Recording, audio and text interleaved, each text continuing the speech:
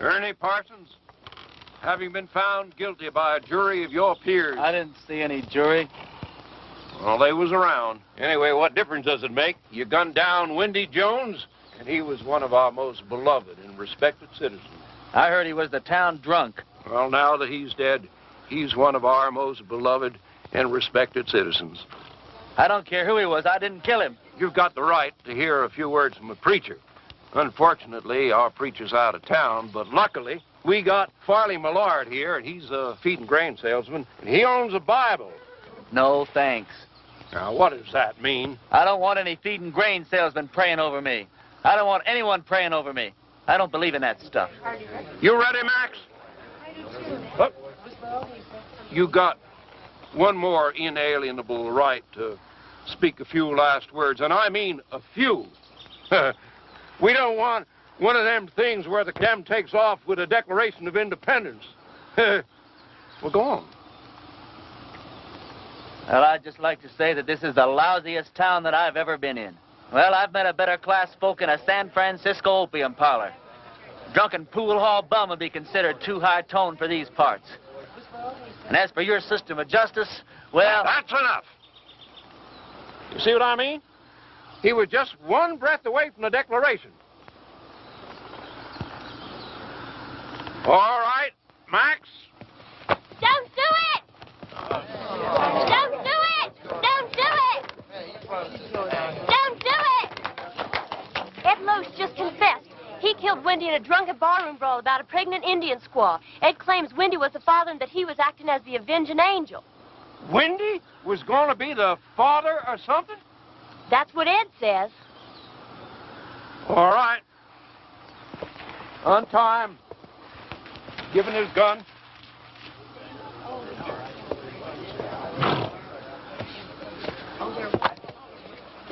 Now, that's the way out of town, son. Take it, keep on going, and don't you never come back. You heard her. I'm not guilty. Even so, we don't want no fast guns in this town. Fast guns right alongside with lepers in this law-abiding community. Can I ride back to town long enough to get some food? That's the way out, son. Don't press your luck.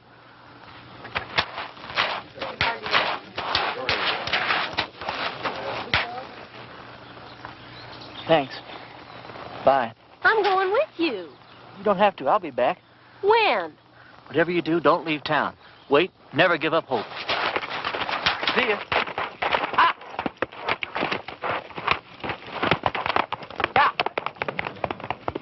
Well, if I'd have known he was going to act like that, I never would have lied for him. Lied? What? You would have never... What? I don't care. I thought he was cute. There ain't a man around here I'd have as a gift. And he took a bath every so often besides. After him!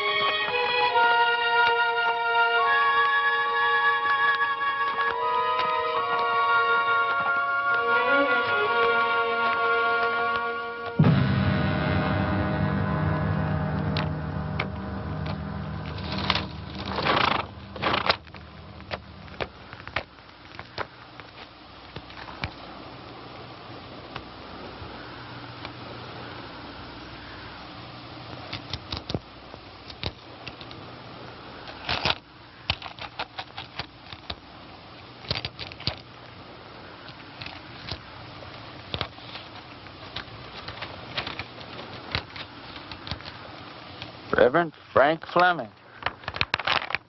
Yeah, pleased to know you, Frank. Dear Reverend, everybody in Castle Walk is real excited about you coming here.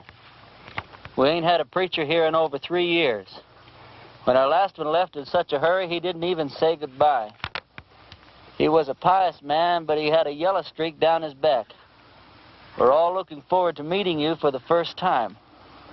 We're all looking forward to meeting you for the first time? I don't know how long you'll be willing to stay, but you'll be welcome every minute of it.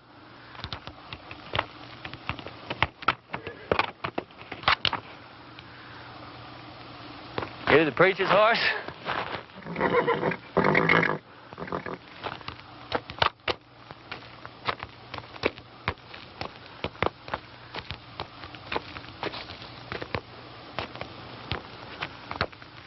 Let's see what you got, pal.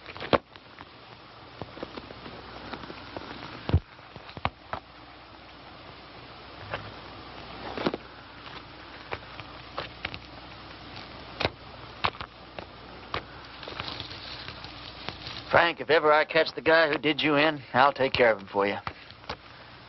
In the meantime, I'm going to need your clothes and your horse. I got a posse after me for something I didn't do.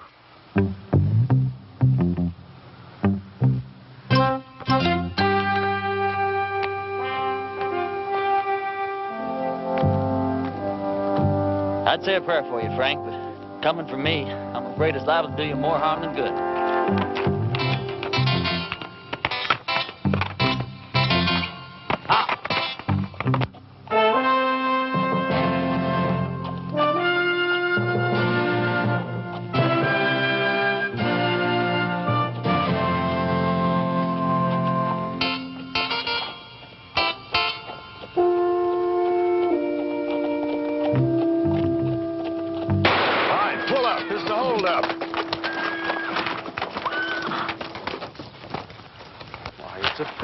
Percy?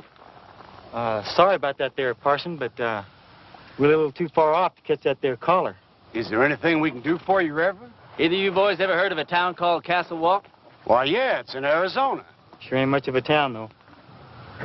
How far is it from here? Oh, about 150 miles. It's over yonder in that direction. How's your church attendance been lately, boys? You boys see that branch over there? Yes, sir.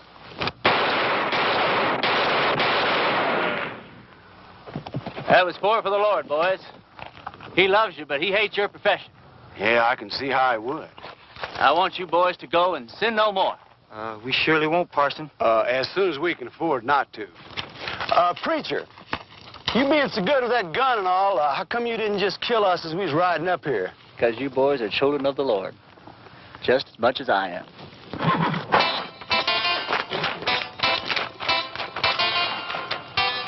Children of the Lord, huh?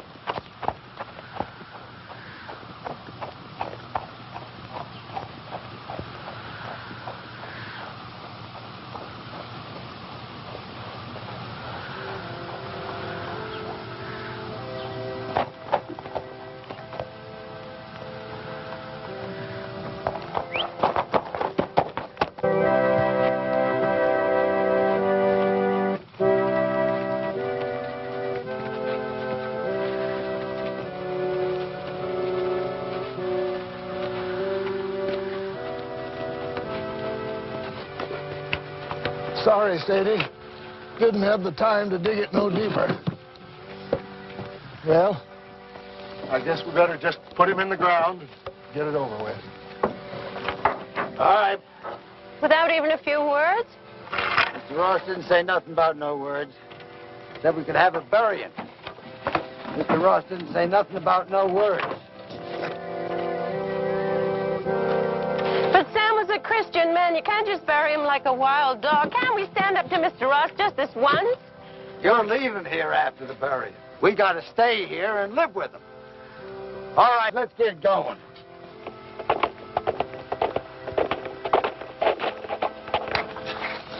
Wait a minute.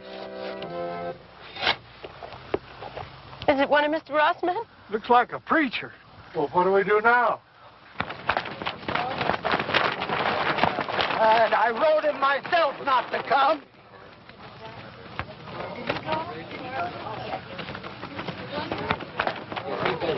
Thank God you're here, Reverend. I've done many receptions in my life, ma'am. Yours is almost unique. We were going to have to bury my husband without any proper words being said. But now that you're here... You, the Reverend Frank Fleming? That's right. I wrote you a letter telling you not to come. No, you wrote me a letter welcoming me to Castle Walk. I wrote you that letter. Yeah, but things changed. First, Mr. Ross said it was all right for us to have a preacher, and then Mr. Ross changed his mind. Gentlemen, what the hell is going on here? Reverend! Hell is a word that came straight from the Bible, folks. Now, all I know is we've got a heartbroken little widow here. You did say you were the widow? And these are my children.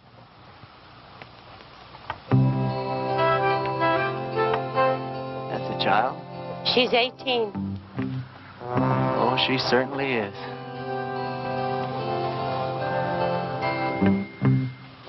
Well, first order of business as I see it is to get this poor man put decently into the ground. Oh, thank you, Reverend.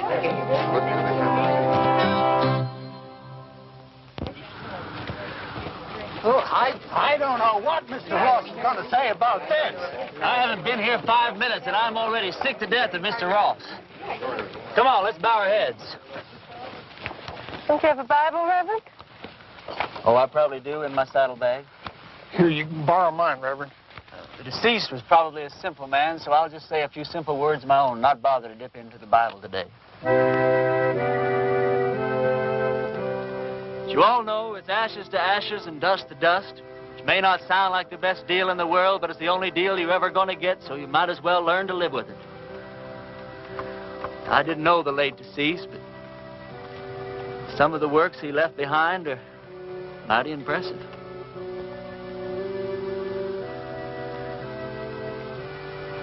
Well, what did he die of? He was shot in the back. May the full wrath of the Lord fall on people who shoot other people in the back. It's a rotten, sinful way to make a living. Amen. Amen. We can't thank you enough, Reverend. I'd like to say more, but Mr. Ross only gave us half an hour to get out of town after the funeral. You're leaving town? You taking her with you? Mr. Ross said we all had to go. Who is this Mr. Ross? He's a mean, miserable, murdering thief, and he runs everybody in this part of the country. There ain't a soul of us that had a single, solitary, happy day since he rode in here and took over. He's going to hear every word that you said. Yeah, and he'll probably kill me. But at least I got to say something that should have been said before I died. Why is he running this woman out of town? My husband, Sam, was the only man in these parts to stand up to Mr. Ross. So he had Sam killed. He let us take one wagon load of our things. We'd better get started. Ma'am, the only place you're going is back to your ranch. I'm sure with the help of all these fine citizens that we can make Mr. Ross see the error of his ways. Reverend, you don't understand the situation around here. Mr. Ross is a powerful, powerful man. He's got money and influence. And he's got 20 top gunfighters working for him. Before I tell you people what I really think of you, I'm going to tell you something about gunfighters. Now, Ross doesn't have 20 top gunfighters working for him because there ain't 20 top gunfighters in the whole U.S. of A. Now, what Ross probably does have is about 15 cowboys that wear guns for ornaments. They do just fine at shooting up a saloon or making some terrified dude dance a little jig. Ross has probably got about 3 men who are pretty good at getting their guns out of their holsters, but no good at hitting anything once they do. Which leaves about 2 or 3 men that might honestly be called gunfighters. Not top gunfighters. More like second or third raters.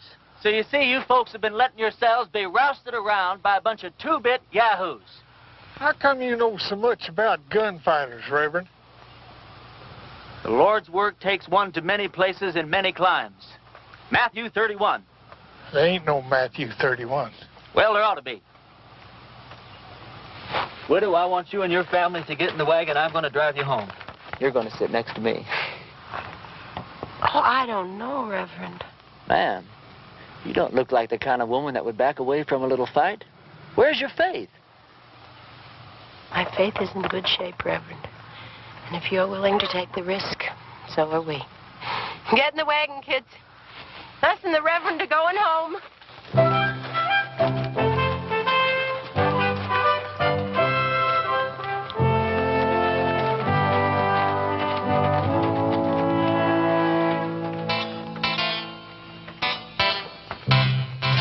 The lives of this family will be on your soul, Reverend. Oh, Reverend.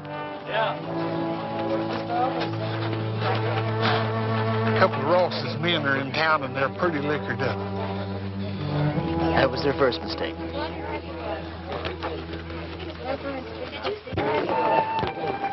You ride my horse, son. Okay.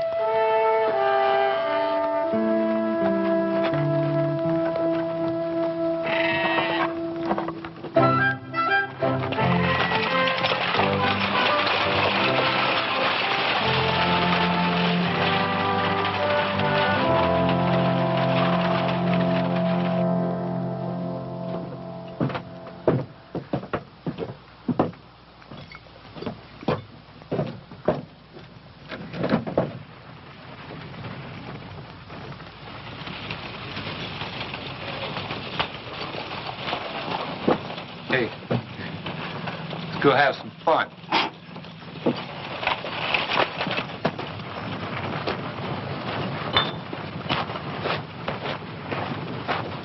Remember the children, Reverend.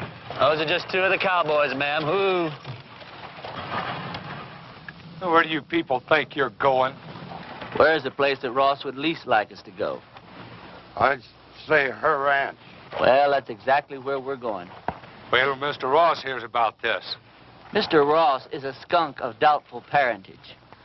Mr. Ross is so low he could walk under a rattlesnake's belly wearing a high hat. And that's what I think of Mr. Ross without ever having met the man. Now, that was indecisive, cowboy. Could have very easily cost you your all-important life.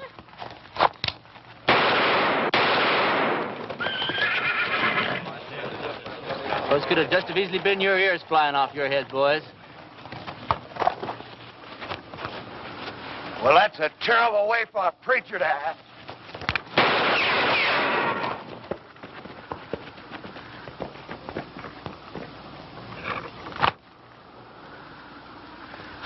The Lord wants someone to move. He wants them to move.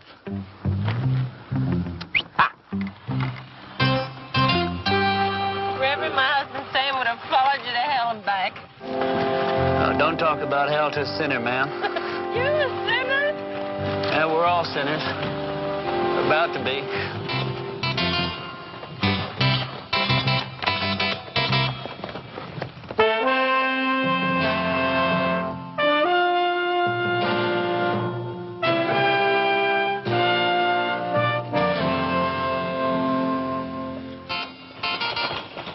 All right, kids, as soon as we stop, I want you to get the wagon unloaded. I want to get this family settled in before dark. You don't mind if I order your kids around a little, do you, ma'am?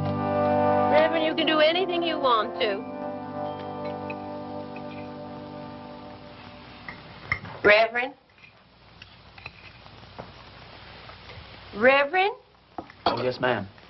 Reverend, this hole in the back of your coat, it looks like a bullet hole. Well, that'd be my guess, ma'am.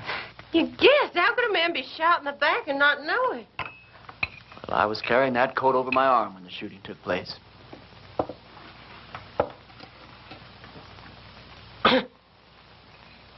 Well, tobacco's one of the Lord's works, too, ma'am. I'll get my things and fix your coat. Do you think Mr. Ross and his men are going to come down and get us tonight? No, not tonight, honey. I'd imagine that Sunday in church would be where he makes his first play. Aren't you scared at all? Oh, I'm scared, all right, Sally. But not the kind of scare that'd make me knuckle under to the likes of that Ross.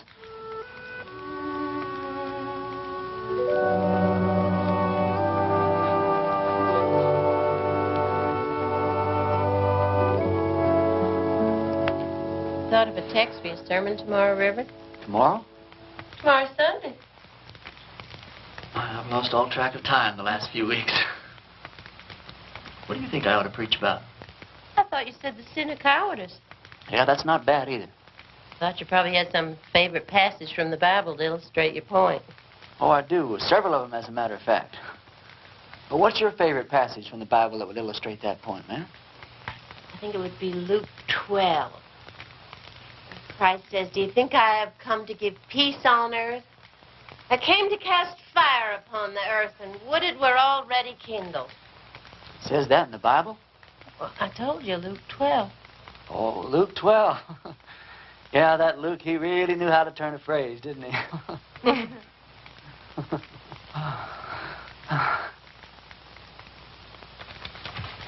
Clean your clothes up for the services. I'd appreciate that. You don't happen to have a Bible around, do you? I seem to misplaced my glasses. Could you turn to that spot in Luke that your mother was talking about? It's right here. You don't wear glasses. You know something, you're right. I don't know what got into me.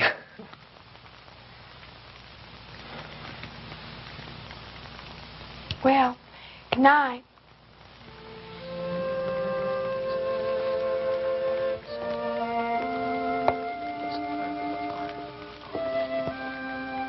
Good night.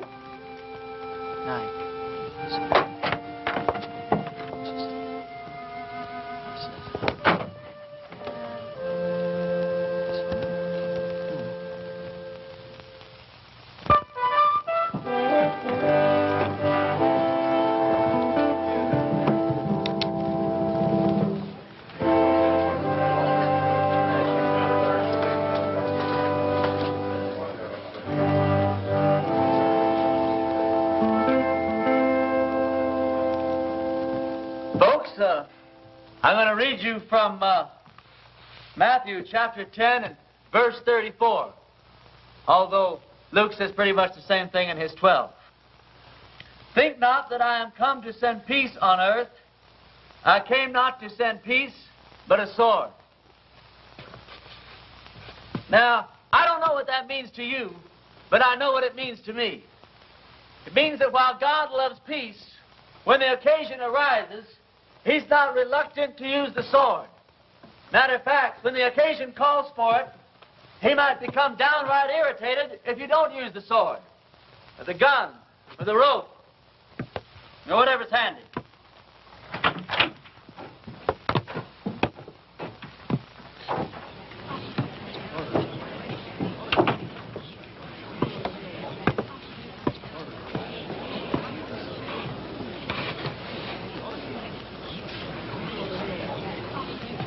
Now, you folks have had a cross to bear here lately, and his name is Ross.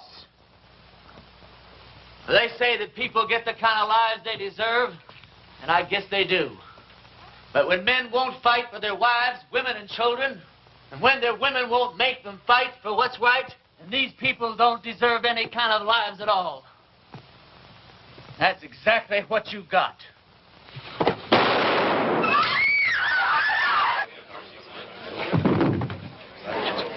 Get his gun.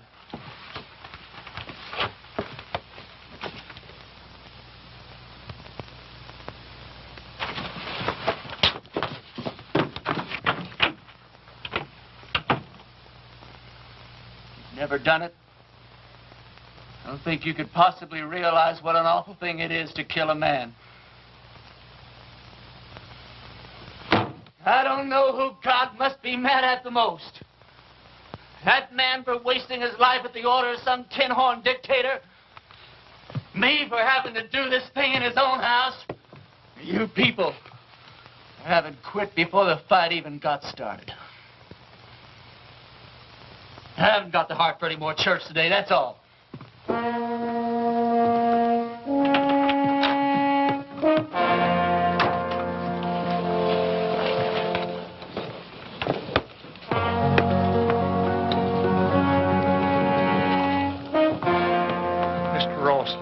policemen are outside. Take care of yourself, son. Every second.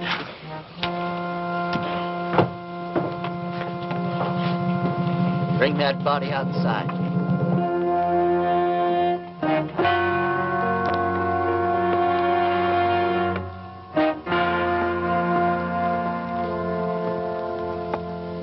You've had a couple of fun days here, preacher. Well, I tell you, Ross, The name is Mr. Ross. The name was Mr. Ross. Now, you hear me good, Ross. Either those two men go for their guns. I'm going to go for you first. I think I can take him, Mr. Ross. Don't think. Here's your chance, boys. Either you holding any grudges against him, draw on me, and I'll kill him for you. If we go together, we can get him. Before or after he killed me. You don't look all that fast to me. Shut up.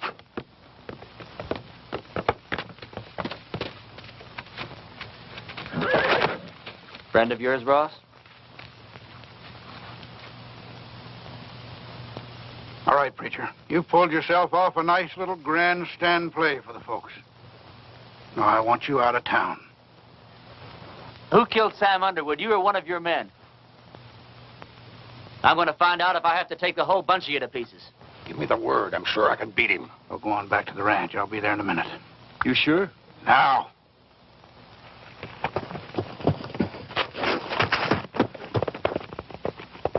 That's the way I like it. Man to man. Do I make the first play or do you?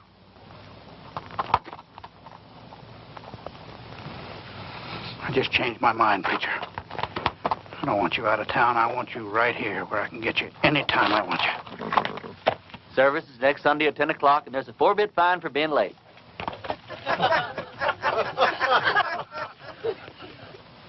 You wouldn't shoot me in the back, would you, preacher? Like that.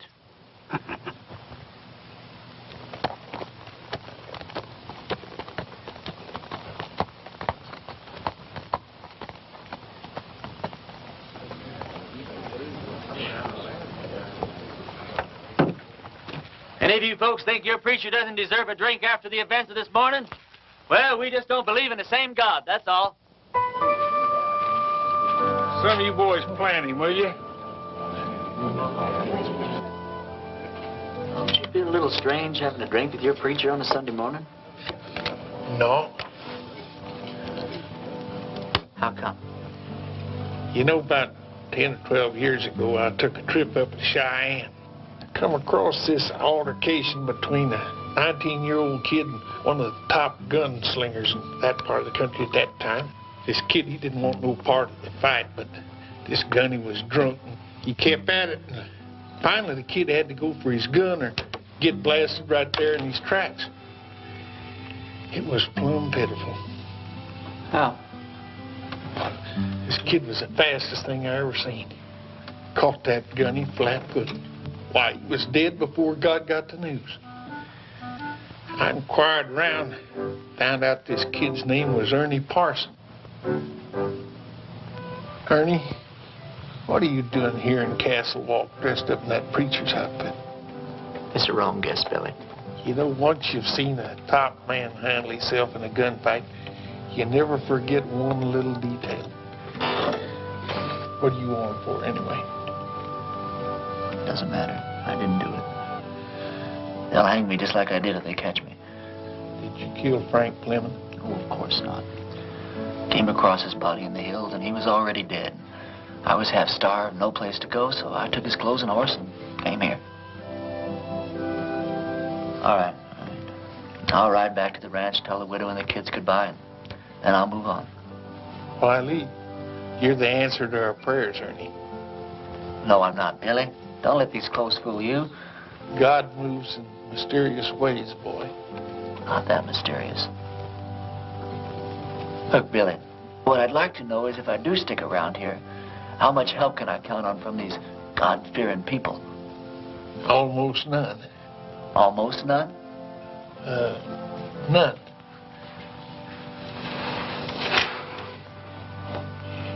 Which is just God moving in his mysterious way to get me killed. God will smite the sinners of Castle Walk just as surely as he smote the Philistines. Smote. For the time is at hand when you will hear of wars and rumors of wars. Be not afraid, for this must first take place. Nations will rise against nations, and kingdoms against kingdoms. Not a head on your hair, or a hair on your head will perish. And I quote Luke chapter 21, verse...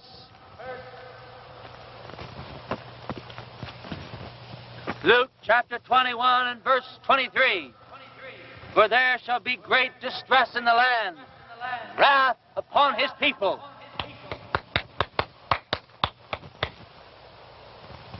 I brought you some lunch.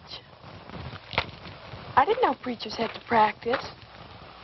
Well, it's either that or watch the collections fall off. Huh? Oh, that's a real bad joke I stole from the Methodists. Oh, Did your mother know you came out here alone? I don't know. Why? Well, you're a very attractive young girl. Almost too young, as a matter of fact. Most of the girls around here are married by the time they're 13 or 14. 13, huh? Well, I'll have to look into that. Why? They're the lucky ones.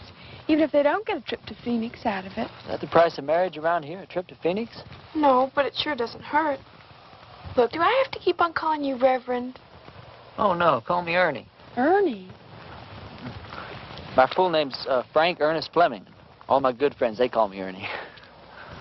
Is there anything in your faith against marriage? No, not in my faith.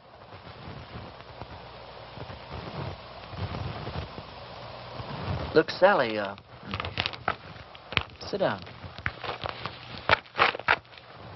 This conversation isn't going in exactly the direction I'd planned.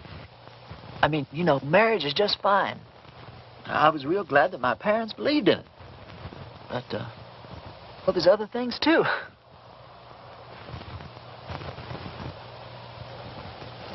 You don't know what I'm talking about, do you?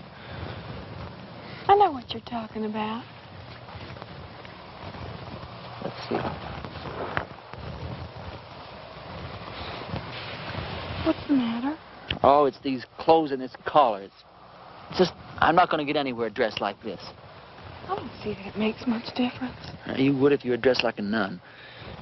It's just the wrong outfit for what I had in mind.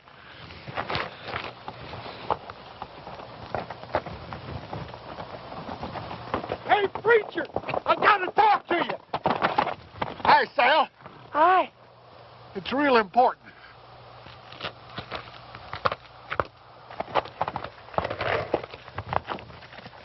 You know a gunfighter named Jake McCoy? Yeah, I know of him. He's in town, My blessings on him. and he's working for Ross. Is he really good? Yeah, he's the best. You can take him, can't you? You sure he's working for Ross? Yeah, and he's looking for you. Although he don't know who you really are. Well, that doesn't matter. Or does it? Where's he at now? Well, he's at the men's saloon when I left town.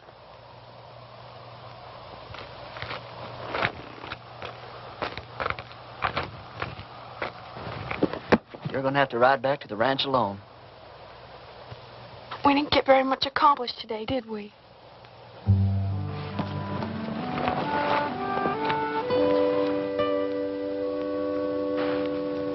Can't you just feel the ice breaking all around us?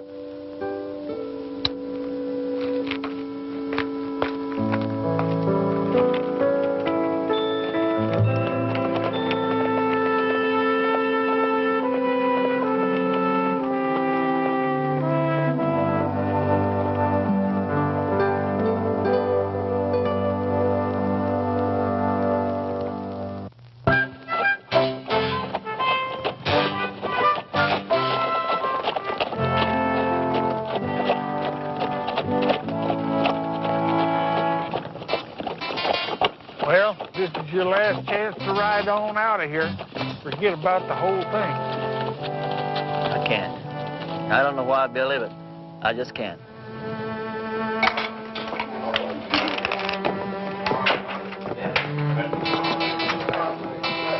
him over yonder by the table. He's already spotted you.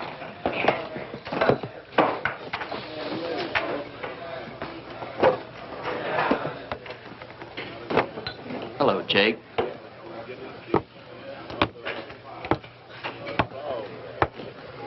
I was just about to go looking for you.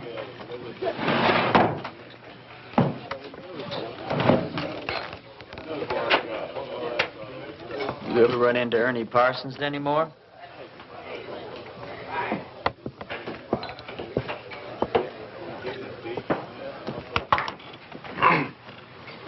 I've never run into Ernie Parsons. Any time, any place at all, ever.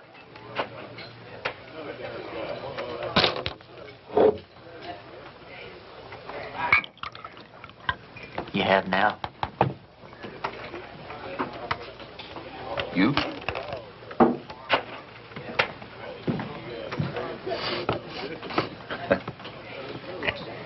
You going to the church? Into hiding for the winter. Oh. I always heard you were kind of smart. I never heard that about you.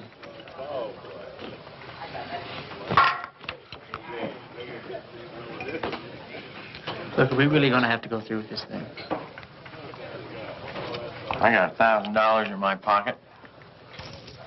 And the girl waiting for me in Boulder City says I gotta go through with it. You all that sure you can beat me? You all that sure I can't? The only thing I hate is a stupid, senseless fight.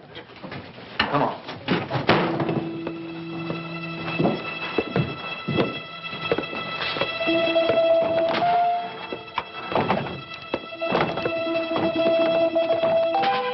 Well, how do you want to do this?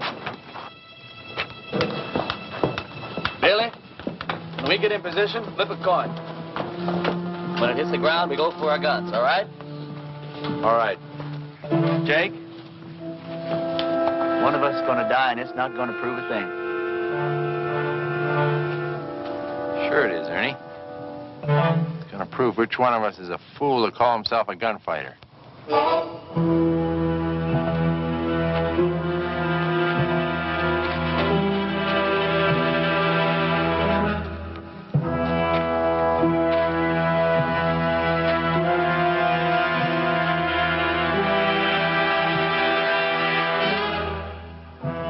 Boys ready?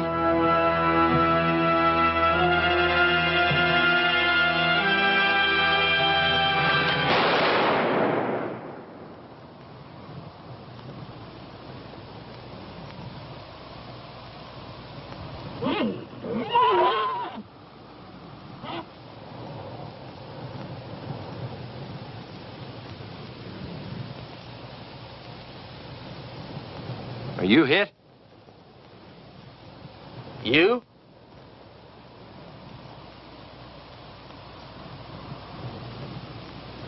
Did you ever miss from this distance before? Never. Me neither. Want to try again? No.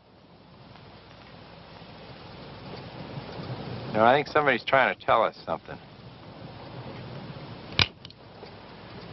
You put your gun away. I'm going to get on my horse and get out of this place.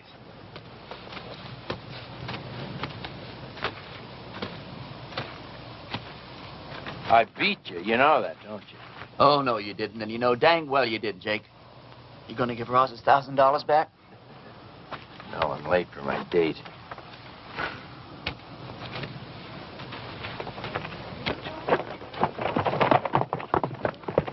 You folks see those bullets hit? I don't think it hit anywhere, Reverend. That's just plain silly.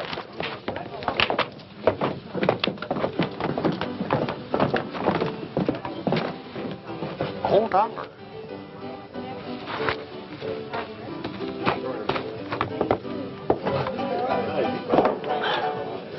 This is how those stupid legends get started.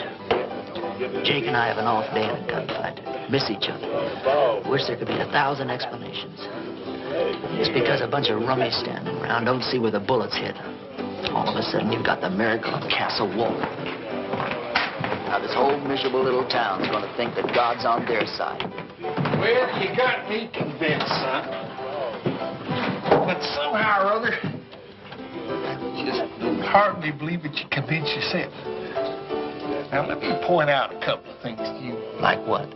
Well, for instance, you're back yonder in that town and they're about to hang you. And right at the last minute, in rides this gal and saves your neck. She and I had been fooling around a little bit.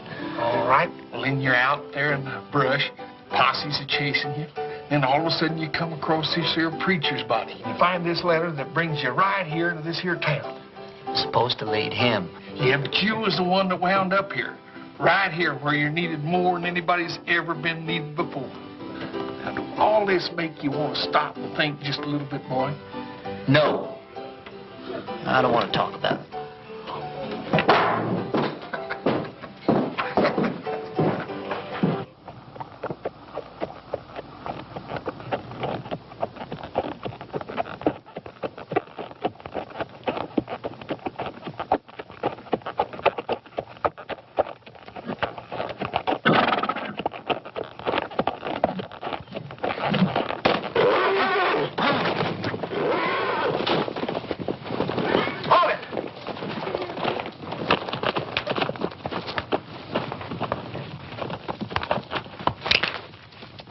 You should have listened to me when I told you to get out of town.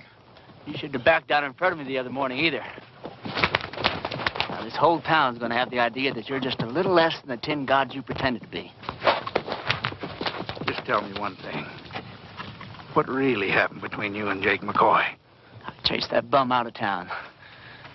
And he's not going to give you your $1,000 back either. He said to tell you that's the price he charges for shaking hands with scum like you. Get on with it. Prayer man, you drop that rope real slow.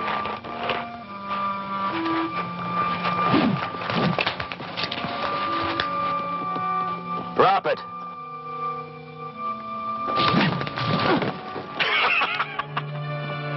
You ain't getting out of town fast enough, preacher.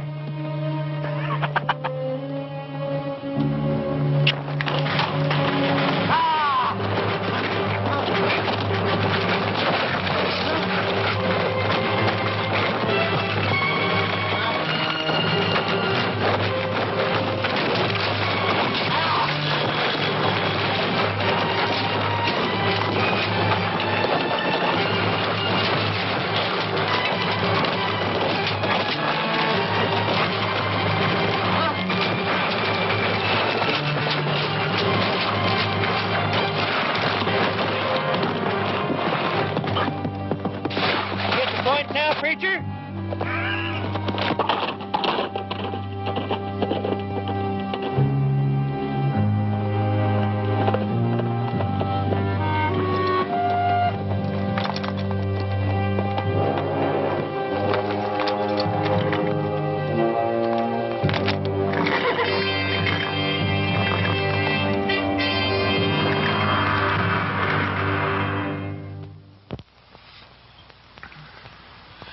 You're in the bunkhouse of our ranch. I thought it would scare the kids if they saw you like this. How'd you find me? When you didn't come home last night, I set out to look for you.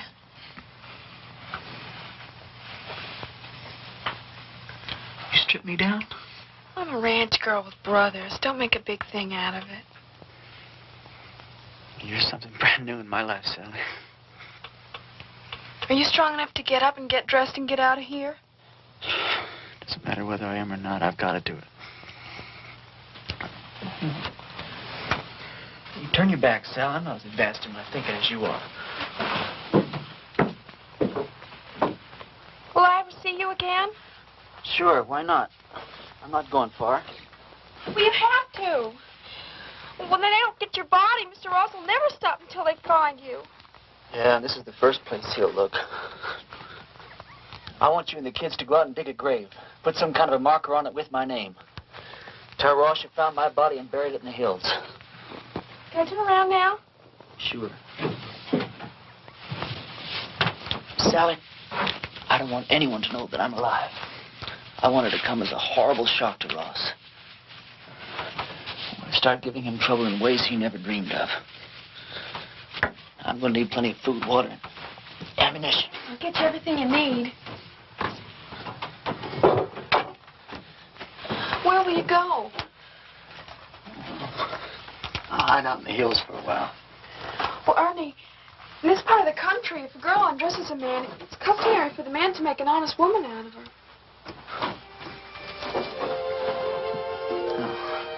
I'm sure that's true in every part of the country. If I live through the next little while, well, we'll have a serious talk about that. What's the matter? Well, just look at the way I look. Well, it's always something, isn't it? You don't like the way you're dressed. You don't like the way you look.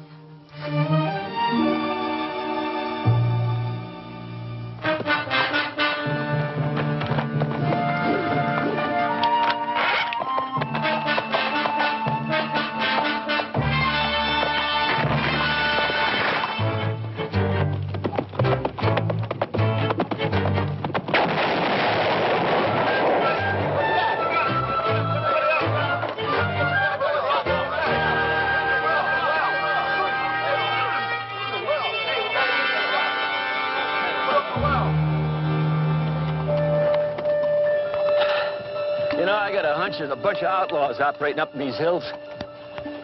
Probably scared old Chet and Harley half to death. Blew up the well, too.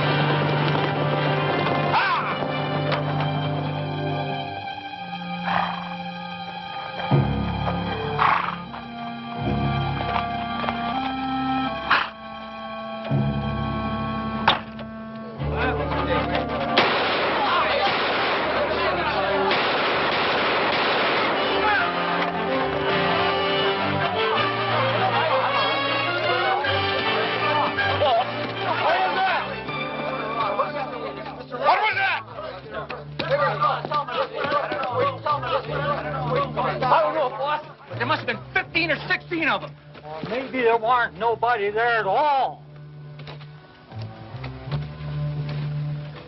What do you mean? Dragging a preacher through the cactus. Them people don't have to stay dead unless they want to. Everybody in town keeps talking about the preacher's ghost riding through the hills and shooting at every one of Ross's men that sticks his head up.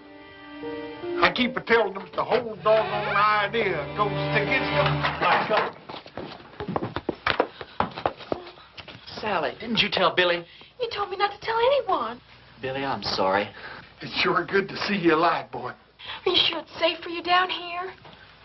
Honey, it's been a long time since I've been safe anywhere. Lately, it's been getting worse.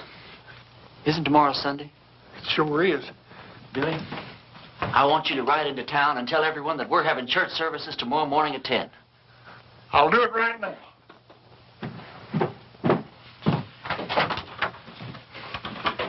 Sally told you our plans, ma'am? Yeah. You have any objections? No. Ma'am, has it occurred to you that, well, Sally's liable to end up one of the youngest widows in these parts? Mary Mert's only 14 and she's been a widow 2 years. Besides Mary Mert. No, Grace Dorothy only been married a week and a half when her husband fell down a mine shaft. You know how old she is. Sally, could we take a walk outside? Excuse us, ma'am. Sally, the reason I brought you out here is, well, one of the reasons. If we're going to be husband and wife, then you've got a right to be in on the decisions that affect the both of us. You understand? Now, if I stay here and fight it out with Ross and his men, the chances are very good that I'll be killed. But on the other hand, we could leave here tonight, get married the very first town we come to, go someplace we both like and settle down and just have a wonderful life for ourselves. It's all up to you, Sally. You just say the word. Well, Mom always said never throw yourself in between a man and what he thinks he's got to do. Well, I won't kid you, Sally. I'm a little disappointed in that answer. No, it's all right. I got the strangest feeling that I've been pointed straight toward this shootout ever since the day I was born. There wasn't a thing in the world I could do about it. Billy says it's God moving in his mysterious way. Me? Well, I just don't know. You very religious, Sally? Why do men have to talk and talk? Can't you be quiet and get on with what you're supposed to be doing? Yes, ma'am.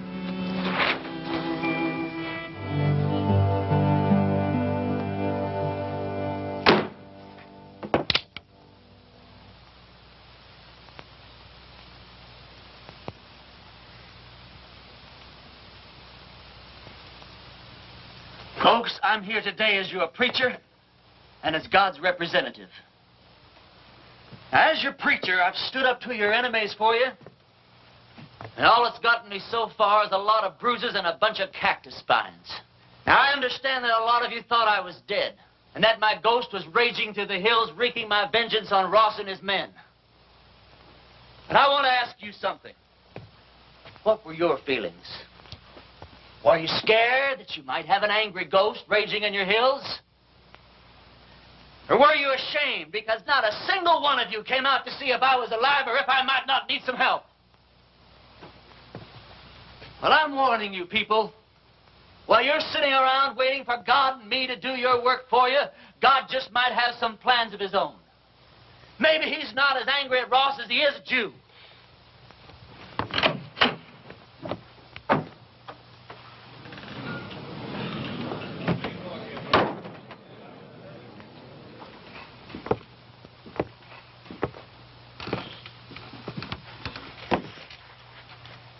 I'm not armed. Billy, go outside. Take a look around. I came alone.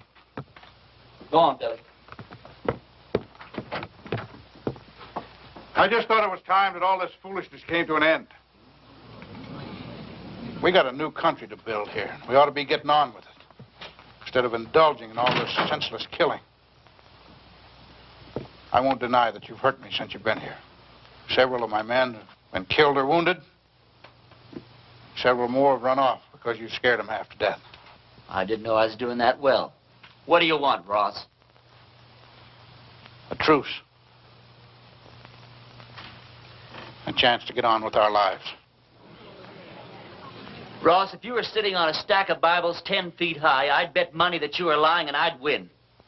Well, now, just a minute, Reverend. If Mr. Ross is sincere, and I believe he is, this may be just the moment we've been waiting for. Luther, how could you believe that? I don't believe him for a minute. Now, Sadie. You are going to believe this man after all he's done to you? Jehoshaphat, Reverend. Anybody can make a mistake. If Mr. Ross is man enough to come here, Please. I didn't mean to create any dissension amongst the preacher's flock. Now, you've all heard what I have to say. Think it over.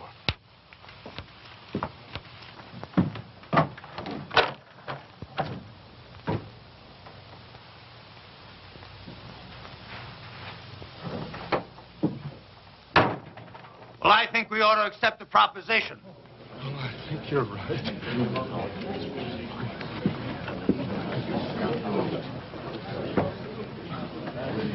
I have an announcement to make. Miss Sally Underwood and I are going to be married tomorrow morning at 11. You're all invited. I don't know. The second the ceremony is over, my wife and I will be leaving this God-forsaken town for good. The ceremony won't take place here in the church. It'll be at the Mint Saloon. You can say what you want about those people at the Mint, but they know why they're there and they do something about it.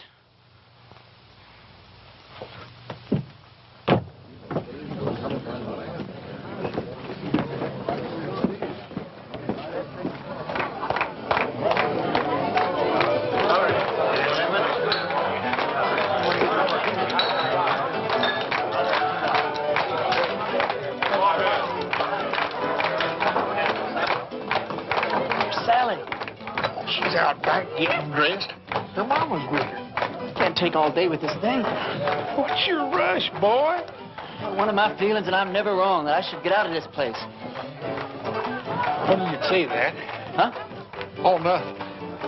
Hey, yonder she comes down. Oh, you're beautiful. Come on, everybody.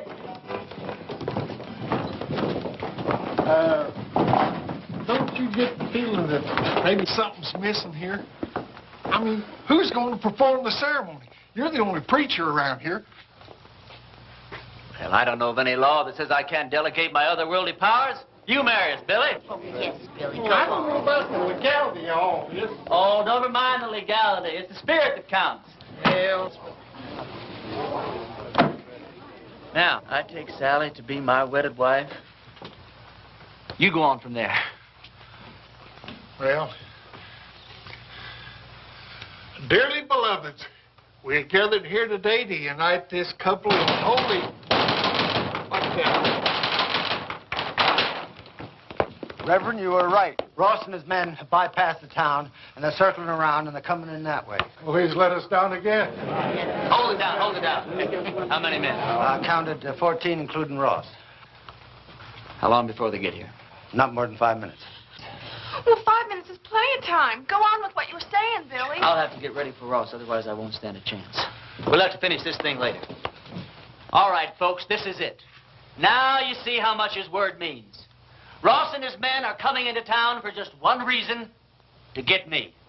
Because he knows if he kills me, there won't be enough fight left in the rest of you to hold off a bunch of sick old ladies. This thing works two ways. Now, if I can get Ross first, then his men won't have any reason to go on with the fight. So all I'll need is some of you to keep his men pinned down while I take care of Ross.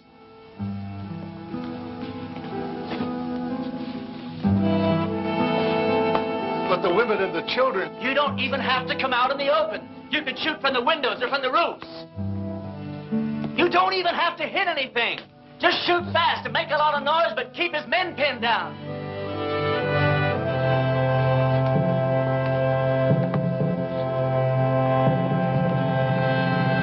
Can't believe it, Reverend. I'm with you. Give Ma and me a couple of rifles.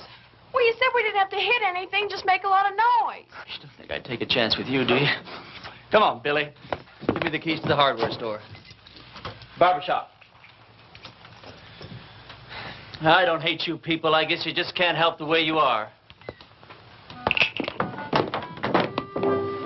Well, I ain't gonna be that easy on you. Ernie, there's something else that you ought to know about. I'd have told you sooner, but, well, I didn't want to spoil the wedding. Well, that sheriff that wanted to hang you, he's here in town. Where? Over at my place. I told him I was the sheriff here. It's one that I got off our last late sheriff. Anyhow, I told him if he'd wait there while I'd round you up and bring you into him. How'd he find me? Oh, him and that posse come across Frank Fleming's body. One of them old boys knew Frank, and they figured that you'd switch clothes with him. Well, if he wants me, he's just going to have to get in line behind Ross and those other 13 men. You take the barbershop. Ernie, when this thing's over with, though, you got to get out of town. That's all there is to it. Billy, what the hell makes you think we're going to live through this thing?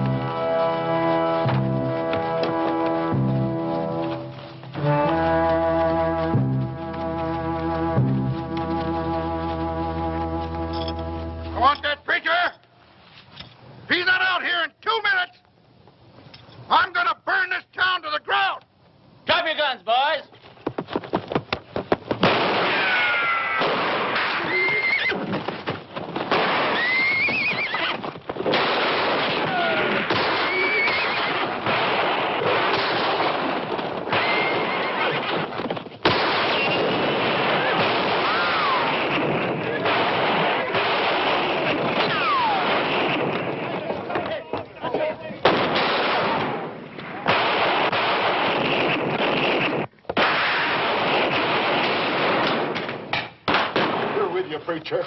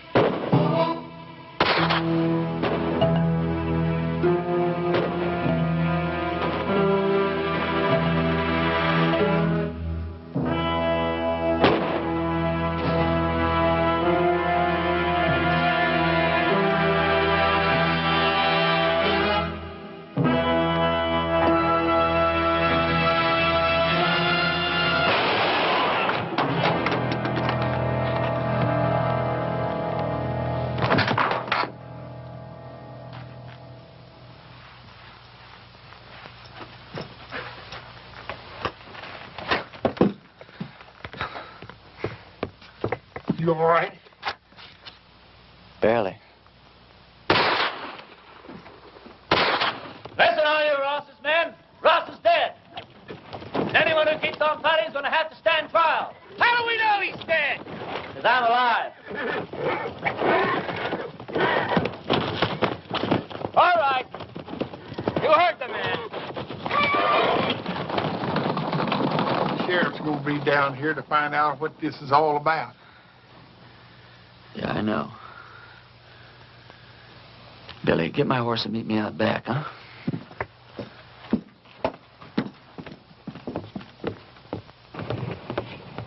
Go over to the men's saloon and tell Sally to meet me back at the ranch. We'll take off from there. No, I ain't going to do it. I'm a dang fool for going along with this thing as far as I have. And I ain't going to go no further. What are you talking about? I ain't going to let you run away with that kid. Her not knowing who you are or what you are or what kind of a life she's letting herself in for. You think if I told her everything, she still wouldn't ride away with me? Well, of course she would, Ernie. Because she's 18 and you're her first love. Well, that's good enough for me. Ernie, when that sheriff finds out you've left town, you suppose that he's just going to give up? I can take care of him. Yeah, you can take care of him with one hand, or you take care of Sally with the other. Then if something goes wrong, why, she can just stand around with your baby in her and watch you hang. You think I could just ride off without telling her why? I'll tell her. Yeah, then what happens to her? Oh, she'll be tore up for a while, but she's young. She'll get over it in a month or two. Yeah, but I won't get over it in a month or two. I'll get your horse. I'll get it myself.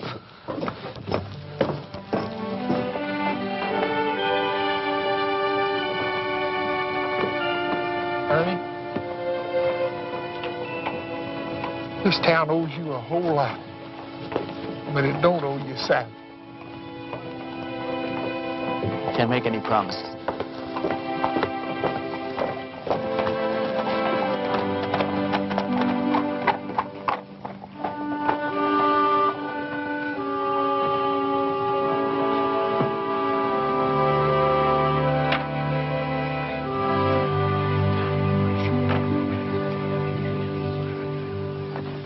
He's all right. He's not hurt, and he'll be here any minute.